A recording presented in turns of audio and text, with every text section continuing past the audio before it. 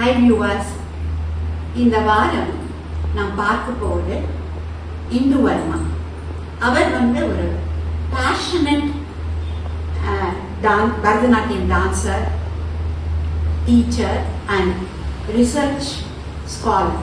அவங்க நிறைய ஸ்டூடெண்ட்ஸுக்கும் சொல்லி கொடுக்குறாங்க.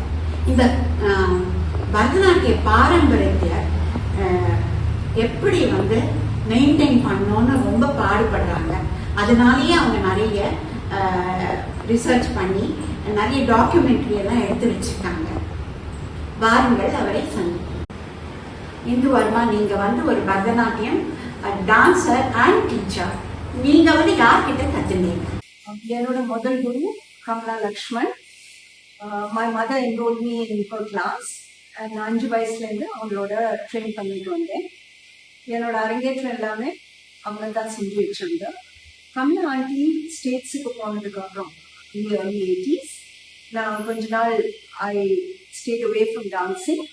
அப்புறம் லேட் 80s தஞ்சாவூர் கேபி கிட்டப்பா பிள்ளை அவர்களை மீட் பண்ணதுக்கப்புறம் I continue my training with sir. நம்ம சென்னையில் நிறைய டான்ஸ் டீச்சர்ஸ் இருக்காங்க. நீங்க ஏன் தஞ்சாவூர் கிட்டப்பா பிள்ளைய சூஸ் பண்ணி டீச்சரா கத்துக்கிறீங்க அவர்கிட்ட? ஸோ கமலாக்கா 1980s ஸ்டேட்ஸுக்கு போனதுக்கப்புறம் I left dancing for a while. It was a time of lot of change in the field of Bharatanatyam. So Kittappa sir meet பண்ணும்போது, to me he represented an amazing tradition and the roots of the art form. Thanjai நால்வர் பாரம்பரியத்திலிருந்து வந்த ஒரு சிறப்பான குரு. So I thought that if I wanted to continue dancing, it would have to be with sir. பரதநாட்டியத்துக்கு ஒரு தனி tradition இருக்குன்னு நீங்க சொல்றீங்க. அந்த ட்ரெடிஷனை உங்க குரு எப்படி கையாண்டு வந்தாங்க? ஸோ தஞ்சை நால்வர்னு சொல்றது பாரம்பரியம். சின்னையா, பொன்னையா, சிவானந்தம், மணிவேலு 4 பிரதர்ஸ் இருந்தாங்க தஞ்சாவூர்ல. அவங்க நமக்கு இந்த மார்க்கம் கிரியேட் பண்ணி அட்வைஸ் எல்லாம் சிஸ்டமேட்டைஸ் பண்ணி கொடுத்த ஒரு பாரம்பரியம். வாத்தியார் was a doyen of that style. அவர் சொல்லி கொடுக்கறது பாடாங்கிறோம். அந்த மியூசிக், அந்த டான்ஸ் எல்லாமே அந்த ஒரு ஸ்டைல்ல வந்த விதத்துல தான் அவரோட பாடாங்கிற எல்லாமே. He was also an amazing teacher, an amazing musician, and அவர்கிட்ட கத்துக்கிறது was a தனி எக்ஸ்பீரியன்ஸ். தஞ்சாவூர்ல போய் அந்த தஞ்சை நால்வரோட அந்த காலத்துல ராஜா அவங்களுக்கு கொடுத்த அந்த வீட்டுல it was like going back to the roots. இந்த கலை எங்கேருந்து வந்ததோ அந்த இடத்துக்கு போய் நம்ம கத்துக்கும் போது it was a very different experience. The way he taught, the way he explained, the way he இன்னைக்கு நம்ம கொரியோகிராஃப்னு இருக்கிற வேர்டு நிறைய நம்ம யூஸ் பண்றோம். The way he choreographed, அது எல்லாமே ஒரு ரொம்ப ட்ரெடிஷ்னலா அந்த it carried the stamp of the classes. So அது ரொம்ப அமேசிங் எக்ஸ்பீரியன்ஸா இருந்தது என்னைக்கு. இப்போ இருக்கிற ஸ்டூடெண்ட்ஸும் பேரண்ட்ஸுமே டான்ஸ் கத்துட்ட உடனே அரங்கேற்றம்லாம் பண்ணோம் அப்படின்னு எல்லாம் ஆசைப்படுறாங்க. இந்த மாதிரி இருக்கிற நீங்க எப்படி இந்த டான்ஸோட ட்ரெடிஷனல் கீப் அப் பண்றீங்க? எப்படி கண்டினியூ பண்ணி சொல்லி கொடுக்குறீங்க? ஸோ இப்போ இந்த பழைய ஸ்டைல்ல நம்ம கத்துக்கணும்னா அது ரொம்ப அவசரமா பண்ண முடியாது. ஏன்னா அந்த பேசிக் பாடாங்கிறோம் கொஞ்ச நாள் ஆடி அழவெல்லாம் நல்ல விதமா வந்ததுக்கு அப்புறம் தான் நம்ம காம்பசிஷன்ஸ்க்கெல்லாம் நம்ம போக முடியும். ஸோ இந்த அவசரமும் பண்ணக்கூடிய ஒரு விஷயம் இல்லை. ஏன்னா எல்லாமே இன்ஃபேக்ட் அவங்க அந்த அழுத்தம், அந்த அண்டர்ஸ்டாண்டிங் ஆஃப் த ஆர்ட் அதெல்லாம் வர்றதுக்கு கொஞ்சம் டைம் ஆகும். ஸோ நம்ம அந்த மாதிரி இந்த ரொம்ப ஃபாஸ்டா செய்யணும், இம்மீடியட்டா செய்யணும்னு சொல்லி ஸ்டூடெண்ட்ஸ் எல்லாம் நம்ம ரொம்ப என்கரேஜ் பண்றதில்லை. கலை விரும்பி ட்ரெடிஷன் கத்துட்டு அந்த கலை ஓரளவுக்கு நல்லா புரிஞ்சு செய்யணும்னு இருக்கிறது எக்ஸ்பெக்ட் பண்ற விரும்புறது ஸ்டூடெண்ட்ஸ், அவங்க பேரண்ட்ஸ். அந்த மாதிரி இருக்கிற ஸ்டூடெண்ட்ஸு கொண்டு தான் நம்ம கிளாஸஸ் எடுத்துட்டு இருக்கோம். ஒரு சில பசங்க ரொம்ப வருஷமா நம்மளோட ஆடிட்டு இருக்காங்க. நிறைய பழைய காம்போசிஷன்ஸ் ரீகன்ஸ்ட்ரக்ஷன் பண்றது எல்லாம் அவங்க தினம் பார்க்குற ப்ரோசஸ். ஸோ இந்த காலத்துல இட் இஸ் a சேலஞ்ச்.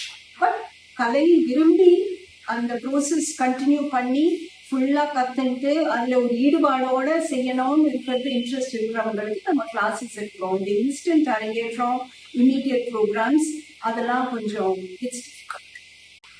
இன்னும் நீங்க நிறைய பரதநாட்டியத்தை நிறைய ரிசர்ச் பண்ணிருக்கீங்க, டாக்குமெண்ட்ரி எல்லாம் பண்ணிருக்கீங்க. அதை பத்தி சொல்லுங்க. மறைந்து பின்வரும் மரபுகள் வந்து ரிசர்ச் டாக்குமெண்ட்ரி ஒன்று பண்ணினோம். இப்ப இந்த கலையை நமக்கு கையாண்டு கொண்டு வந்த பல குடும்பங்கள் இருக்காங்க. They have preserved this art in their family for several generations. So அந்த ஃபேமிலிஸ்ல எங்கே ரிசோர்ஸ் பீப்புள் இருந்தாங்களோ, ஆர்டிஸ்ட், மியூசிஷியன்ஸ், அவங்கள நாங்கள் போய் ஃபில்ம் பண்ணி we made this documentary. எதுக்குன்னா அடுத்த தலைமுறைக்கு இந்த கலை எங்கிருந்து வந்தது, எப்படி சொல்லி கொடுத்தாங்க, எந்த ஊர்ல, தஞ்சாவூர், திருவாரூர், புதுக்கோட்டை, காஞ்சிபுரம், திருவாரூர், இந்த மாதிரி இருக்கிற இடங்கள் எல்லாமே பெரிய பெரிய பாரம்பரியங்கள் இருந்திருக்காங்க. ஸோ அவங்க எல்லாம் ஃபில் பண்ணி we made this documentary. எங்க வாத்தியாரோட ஃபேமிலி, ஸ்ரீமதி பால சரஸ்வதியோட ஃபேமிலி, அதுல ஸ்ரீமதி லக்ஷ்மி நாயக், ஸ்ரீ விஸ்வநாதன் அவங்க சிறப்பா பேசியிருக்காங்க. திருவாரூர்ல ஸ்ரீமதி திலகம் கொண்டு பரம்பரைன்னு சொல்லி மிகப்பெரிய ஒரு பாரம்பரியம்.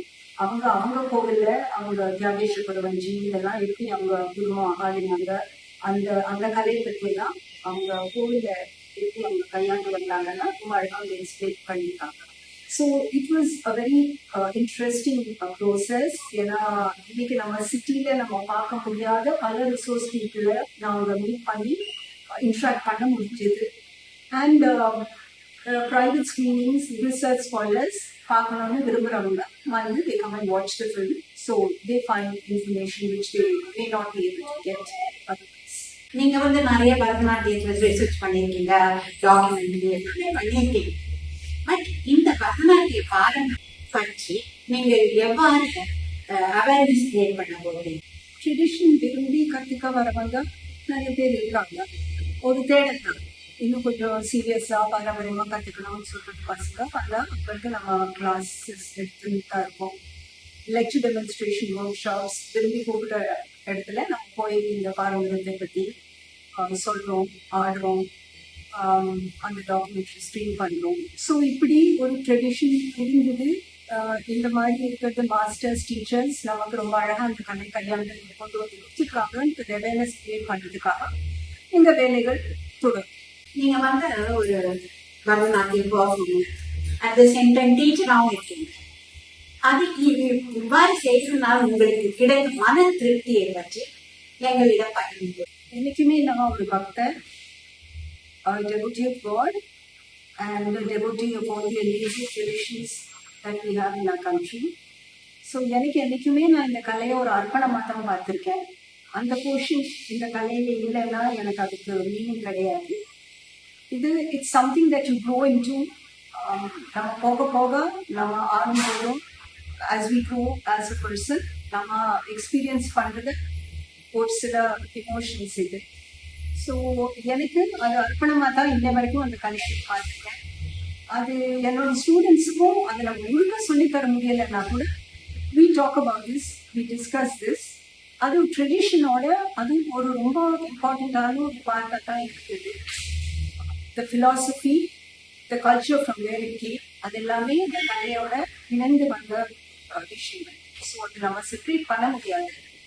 அண்ட் நான் என்னைக்குமே இந்த கலையை அந்த ஒரு கண்ணோட்டத்தில் தான் நான் ட்ரை பண்ணியிருக்கேன்.